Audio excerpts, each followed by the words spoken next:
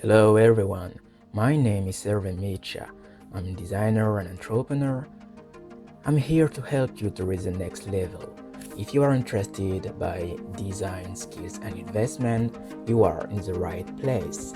In this blog, I share with you different design wood and furniture projects I've done. Have a good look.